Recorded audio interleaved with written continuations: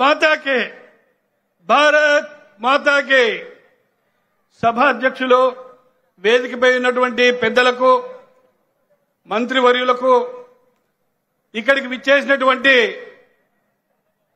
ఇరు జిల్లాల అశేష ప్రజానీకానికి పేరు పేరున నా హృదయపూర్వక నమస్సుమాంజలు తెలియజేసుకుంటున్నాను. ఈరోజు సూపర్ 6 సూపర్ హిట్ అనేటువంటి ఒక విజయోత్సవ సభను ఈరోజు ఇక్కడ నిర్వహించుకోవడం జరుగుతోంది. ఈ సందర్భంగా అనేక విషయాలు మనకు పెద్దల ద్వారా తెలుస్తాయి.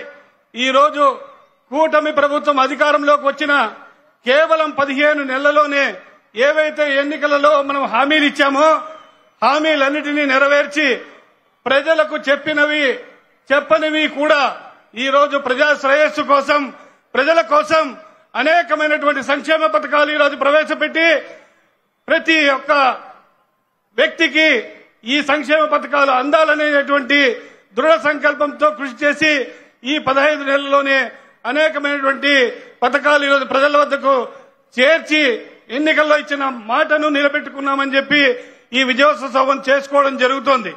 మొట్టమొదట స్వర్గీయ నందమూరి తారక రామారావు గారు పింఛను పథకాన్ని మన రాష్ట్రంలో తీసుకురావడం జరిగింది. 35 రూపాయలతో ఆ రోజు పింఛను ప్రారంభిస్తే నవ్యాంధ్ర నిర్మాత నారా చంద్రబాబు నాయుడు గారు దాన్ని 75 రూపాయలతో ప్రారంభించారు. కానీ 2014 కాంగ్రెస్ ఎన్నికల్లో వాటిని 200 రూపాయలు చేస్తామని చెప్పి